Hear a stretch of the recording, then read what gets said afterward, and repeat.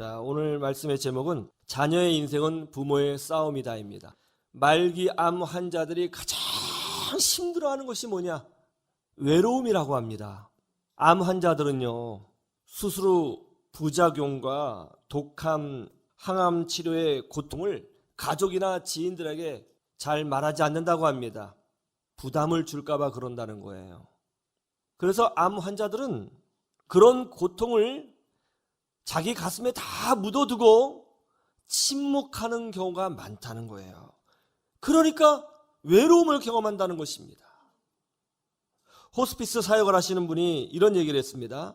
한 암 환자가 자기에게 말하기를 당장 질병이 치유되느냐 안 치유되느냐 그건 자기에게 지금 중요한 문제가 아니라는 거예요. 지금 가장 힘든 거는 외로움이라고 고백하더랍니다. 누가 내 손을 잡아주고 괜찮아? 힘내? 이런 말 한마디만 해주면 살 수 있을 것 같다는 거예요. 내가 기도해 줄게. 하나님이 치료해 주실 거야. 그렇게 말만 해줘도 살 것 같다. 그렇게 고백하더라는 거예요. 미국 미시건 주립대학교 설문 결과에 따르면 유방암 환자 200명 중에 대다수의 환자가 다른 사람들처럼 당신도 치유될 거예요. 이런 응원의 메시지 한마디가 가장 자신을 행복하게 만들어준다고 답변했답니다. 그 말 한마디. 그런데 문제가 뭐예요? 그렇게 말해주는 사람이 없다는 거예요. 참 많을 것 같잖아요. 근데 정작 어려움을 당하고 위기를 당하고 아픔을 당하고 고난을 당하면요, 그렇게 많은 사람들이 왜 없는지 없다는 거예요. 그런데 교회 공동체는 어떻습니까? 여러분이 아프다고 하면 일단 우리 중보기도팀에서 여러분의 이름을 불러가면서 뜨겁게 기도해요. 할렐루야. 또 각 사랑방에서 신방해주고 위로해 줍니다. 우리 담당 교육자분들이 신방하고 예배 드려주고 격려하고 기도해 주고 위로해 줍니다. 어떤 집사님은 글쎄 요리까지 해서 또 섬겨줍니다. 담임 목사인 저도 여러분을 위해서 기도하고 여러분들이 복된 인생을 살기 위해서 하나님께 간절히 간구합니다. 수백 명의 사람들이 집사님 괜찮아요? 아프다고 하던데 괜찮아요? 집사님 제가 기도할게요. 권사님 힘내세요. 하나님 함께 할 거예요. 저도 기도를 하다 보니까 여러분들이 어떤 문제가 있잖아요. 그럼 기도해요. 그러면 마음속에 있어요. 그러다 오가다가 딱 눈에 보여요. 그럼 제가 뭐라고 그럽니까? 괜찮아요? 요즘 좀 어때요? 묻잖아요. 여러분, 이렇게 교회 공동체를 통해서 위로받고 격려받을 수 있다는 것, 이거 정말 큰 축복이에요. 고난 당해보면 알아요. 고난 당해보면 신앙생활하는 것이 얼마나 복된 겁니까? 여러분, 장래가 있다고 생각해 보세요. 여러분 가정에 장래가 생겼어요. 그럼 어떻게 해요? 우리는 지구 끝까지 갑니다. 부산도 가고 제주도도 가고.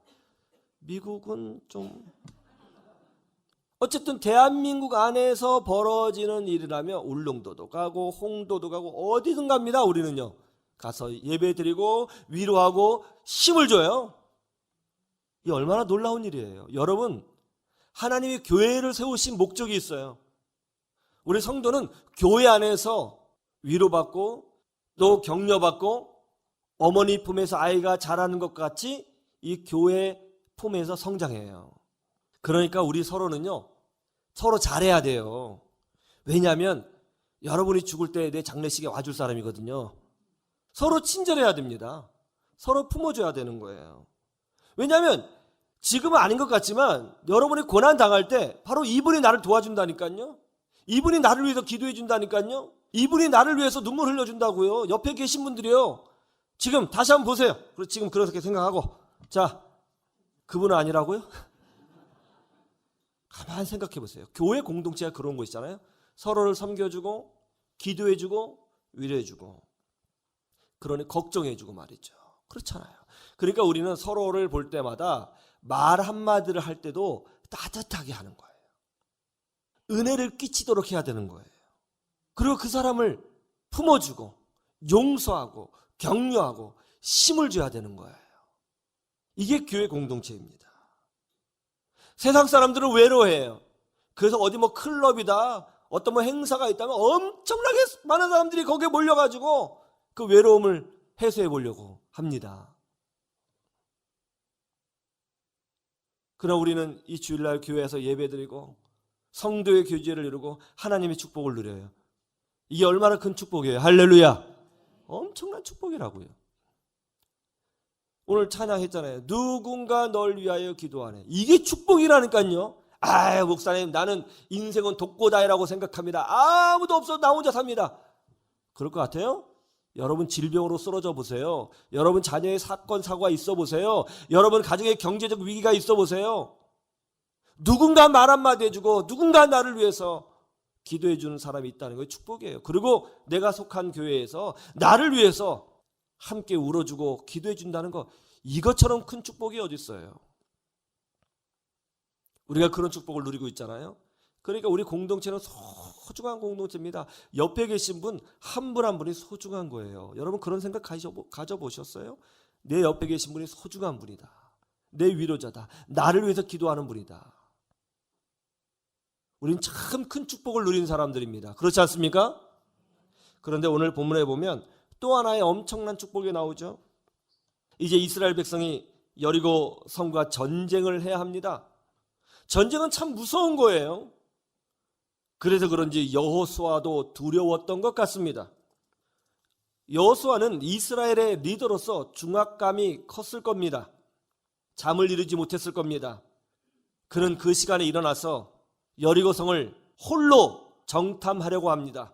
여리고성에 가까이 접근했습니다. 그런데 그때 누가 칼을 빼들고 여호수아를 향해서 막 달려오는 거예요. 깜짝 놀랐습니다. 여호수아가 다급하게 소리쳤습니다. 아군이냐 적군이냐? 그러자 그 칼 뺀 사람이 이렇게 답변합니다. 아주 준엄한 목소리로, 나는 여호와 하나님의 군대 대장으로서 이제 왔느니라. 그 말을 듣는 순간 여호수아가 깜짝 놀라가지고 얼굴을 땅바닥에 대고 엎드렸습니다. 내 주여, 저에게 무슨 할 말이 있으셔서 오셨나이까? 그러자 여호와 하나님의 군대 대장이 이렇게 말을 하죠. 내가 선 땅은 거룩한 땅이니 내 발에서 신을 벗어라. 그러자 여호수아가 신을 벗고 발바닥으로 섰다는 거예요. 여러분, 우리는 하나님의 사람들이죠.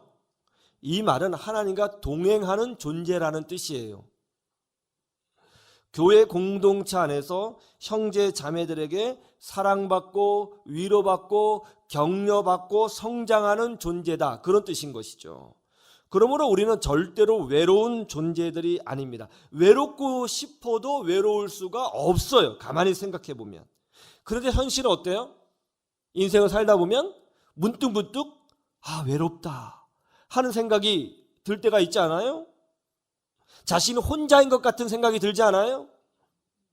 그래서 우리는 믿음 안에서 이 외로움을 어떻게 다루어야 하는지 배워야 하는 것입니다. 오늘 말씀을 이렇게 설명하고 있습니다. 첫째, 내 인생의 문제는 하나님의 문제이다 라는 거예요. 한번 따라해 보세요. 내 인생의 문제는 하나님의 문제이다. 많은 분들이 자기 인생의 문제는 자기만이 감당해야 하는 문제라고 생각합니다.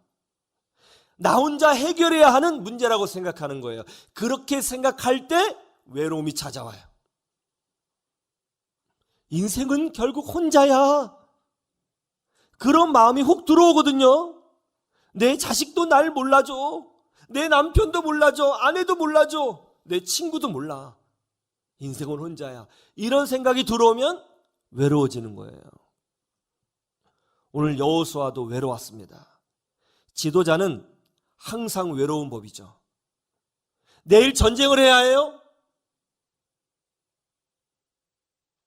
여호수아만큼 중압감을 느끼는 사람이 있었을까요?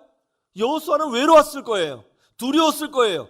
그래서 놀랍게도 오늘 본문에 보니까 여호수아가 총사령관이고 이스라엘의 지도자임에도 불구하고 혼자서 여리고 성을 정탐하기 위해 나왔다는 거예요. 혼자서.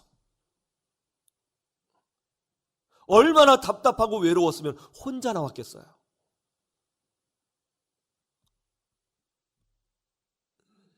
여호수아 마음이 지금 막 탈 것 같은 거예요. 내일 전쟁해야 되는데 죽을 수도 있고 나라가 망할 수도 있고 처자식의 노예로 끌려갈 수도 있어요. 그런데 병사들은 막 떠듭니다. 야, 우리 잘 싸울 수 있겠지? 하나님이 함께 하시니까 이길 수 있겠지? 야, 뭐 될 거야, 될 거야. 그렇게 이야기하는 걸 들으니까 철없는 소리나 하고 있는 것 같고 답답한 거죠.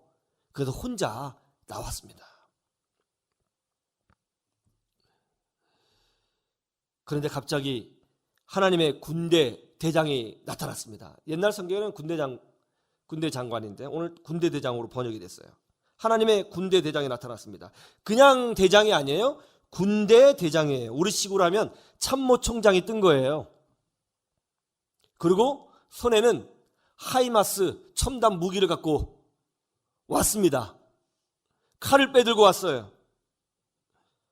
전쟁을 앞둔 여호수아는 지금 매우 두렵습니다. 그리고 지도자로서 외로움을 느끼고 있습니다. 그렇다면 하나님께서 어떤 천사를 보내주셔야 해요? 외로우니까 위로하는 천사, 두려우니까 격려해주는 천사, 그런 천사 보내주셔야 하잖아요. 그런데 하나님은 외로워하고 두려워하는 여호수아에게 격려하는 천사, 위로하는 천사를 보내주신 것이 아니라 싸우는 천사, 군대 대장의 천사, 그것도 칼을 막 빼든 막 전쟁하기 시작한 그런 천사를 보내주셨다는 거예요. 이것이 무슨 의미일까요?